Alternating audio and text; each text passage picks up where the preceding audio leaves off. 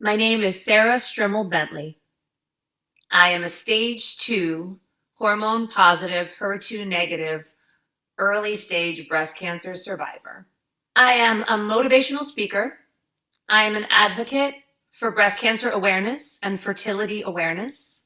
And I am a mama of a miracle baby born via surrogacy after my breast cancer treatment.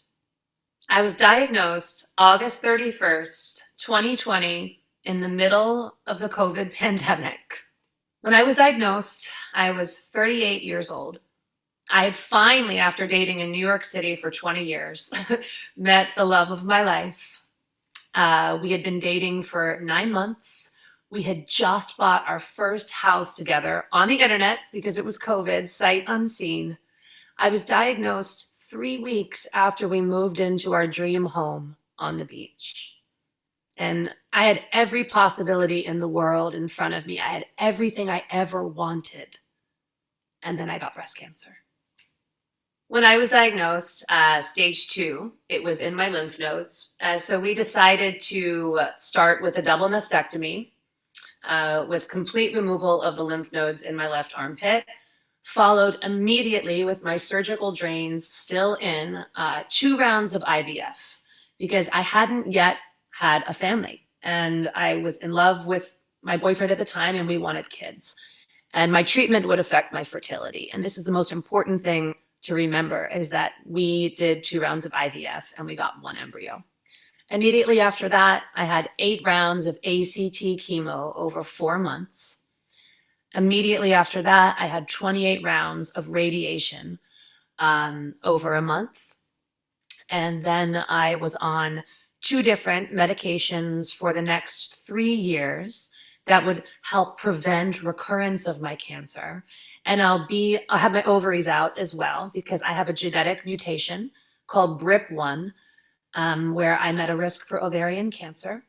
I had 2 more reconstructive surgeries on my breasts, and I'll be on an aromatase inhibitor for the next, what was a decade after I was diagnosed. I have 5 more years of that, which keeps me in menopause. So my cancer does not come back because my cancer feeds off estrogen. So all of this is to say is that it was a marathon, not a sprint. And I am still feeling so many of the effects of my treatment to this day, 5 years later. There are a lot of low moments in breast cancer. When you find out you have cancer, when you hear what the treatment will entail, when you hear what the side effects can be, and the possibilities of a whole litany of things happening to you. But the hardest moment I'm already crying. The hardest moment in my breast cancer journey was that I found out that I wouldn't be able to carry children due to my age, my type of cancer, and the fact that when we did 2 rounds of IVF before chemo, I was able to make 1 fair quality embryo, just 1. And I stress fair quality because that's what he was. They named it fair quality. And for me, like losing my breasts, okay, great. I have nice fake boobies now. For me, losing my ovaries, for me, going through menopause, for me, incurring the side effects, that was all well and good, right? Not easy. But my dream to walk in and tell my husband I was pregnant one morning, that was taken away from me. And that was the hardest part of this whole journey. So, as I said before, treatment is a marathon, not a sprint. It's long, it's grueling. And I also, though, was living a love story. My life was happening while I was going through the worst thing I had ever gone through. And I thought, what a shame. I'm looking at a diagnosis that can kill you. And every day you wake up, you're just grateful. You're just grateful for having that day. Because your innocence when you get diagnosed with breast cancer, it's that like sheer innocence, just, oh my God, I'm like 38, I'm gonna live forever, and I'm vibrant and healthy. that illusion is shattered. And so I made a promise to myself, wouldn't it be sad that this year of my life in active treatment, that if I woke up every morning angry and bitter, I would miss the beauty that was going on while I was in treatment. So I called it joy mining. I was like digging through this shit because I'm in the shit, like I'm actively in it, and I got to get to the end of it. And so there are like little diamonds, there are little glimmers, people call them, in there. Like again, I was falling in love with my boyfriend, and I got engaged during chemo. I was bald. I had all this beauty around me during the breakdown. And so my joy mining, my finding, whether it was my husband, or sorry, spoiler alert, I married him, whether it was him just waking me up in the middle of chemo when I was bald and puffy and farting and just saying, "Good morning, most beautiful girl in the world," and him giving me a pastry and a coffee, joy. Whether it was us dancing in the kitchen cooking, well, I was, we used to roller skate around the kitchen while I was in the depth of chemo. Like those moments of joy is what kept me going and kept me waking up every morning, because I was able to live my life during this. So every day counted when you're counting days. I had a built-in network of young women who were my friends before I had cancer, who also had cancer. 1 in 8. And the incidence of young women being diagnosed under the age of 40 is growing every day. I think that's so important to remember. So I had already women I could call. And so I had everyone in my community, my huge, amazing New York City community, rallied around me. I know this person that had cancer. I know that, right? Worst club, best members. I said it earlier. So we called them our breasties. My breasties like called, and like right away I was held. I was told, like, here's what you're going to go through. You call me anytime, any hour of the night. And so it was the women in my life that held me up and that saved me. And then there was also the community that had never been touched by breast cancer that was like, let me call this doctor. I know this person. Because it was COVID. They told me it would be 3 months from when I found my lump until I could get a test, an ultrasound. And I said, that's not good enough. I knew something was wrong. And so again, I had someone call this doctor, call that doctor. They got me in within days. And they said I saved my own life. And they helped me save my own life by getting a test early. If I would have waited the 3 months, my cancer was so aggressive, it most likely would have metastasized and became stage 4 by the time I was diagnosed. So all of this is to say is that I had this incredible community of people around me that helped me not only get the medical treatment I needed and advocate for myself, but that held me while I went through it. And I will never, ever, ever stop thanking them for everything that they've done for me. In every single way, this journey has made me a different person, and maybe not different person. It has shaped the direction of my life. Because at my core, I am still a wacky, goofy, joyful, larger than life human being. And so I was able to maintain my spirit during this, and not only maintain it, but listen, breast cancer, 0 stars, would not recommend. If I could go back, I would just, you know what? I actually don't know if I would say. I mean, I would like to save all of the stuff and the physical remnants of what remains and the side effects. But breast cancer woke me up in a way that I don't know if I ever could have been woken up.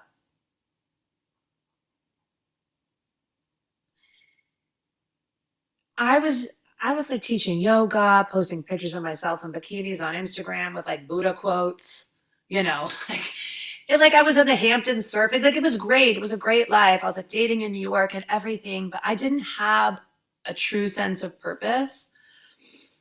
And this diagnosis and this journey has thrust me into, I really think what my sense of purpose in my life is to tell my story to help other women. I documented my journey, the breast cancer diaries, on my Instagram, the good, the bad, the ugly.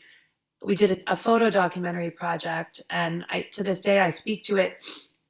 You know, the story of me enduring surrogacy with my miracle embryo and my miracle happening and me getting my baby boy. And that story of hope for women who are going through infertility, maybe not even breast cancer. Like, it has shown me, breast cancer has shown me who I really am, and who I'm constantly, you know, striving to be, which is someone that is able to live beyond and through the difficulty and come out stronger for it. And for that, I am grateful. We have to find gratitude in this to make some sense of it. So yeah, I still go through the trauma and the PTSD, and I have so many different modalities I've utilized to get through it. But at the end of the day, the woman standing here is just so freaking proud of what I've accomplished through the fire.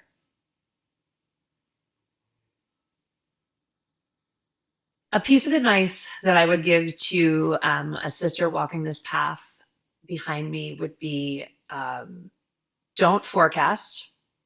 Do not assume these things are going to happen to you. Do not go on message boards. Please, for the love of God, do not. They're like bad Yelp reviews, okay? No one writes on Yelp unless you had a really bad meal. And so I implore you, stay present, stay in the moment. Know that your journey is different than every other woman's that has walked through this. All of our journeys are different. So you wake up, you say, how do I feel today? What is happening in my body? And you go from there, because there's always a way to make it better. During treatment, I would every day show up on my yoga mat, stark naked in my underwear. And I would do yoga some days. Some days I'd roll around and cry. And the purpose of being naked, I mean, I like to be naked, I'm a naked person, but was to be in touch with my body that was changing. Like, to not run away from my body, because that's super easy to turn away, but I would turn towards it every morning. And it wasn't pretty some days. And some days it was strong, and some days it was weak, but I would come towards my naked body on this yoga mat. And whatever happened, happened. But I made that promise with myself that I would keep coming home to this body that sometimes feels like it betrayed you. So I just stay present, do not forecast, turn towards your body, not away from it. And I said earlier, joy mind, find the moments of joy. It's there. Trust me. It's not toxic positivity. It is a way that is going to get you through this and keep you living your one beautiful life, even in the worst of times. My story had a happy ending. And he's with the nanny right now. But I froze this one embryo, this one fair quality baby boy embryo, before I started chemotherapy. At the end of chemotherapy, I would come to find out that all the things we did to try to protect my fertility at age 38 didn't work. We thought I could do more IVF, we couldn't. So I had my ovaries out.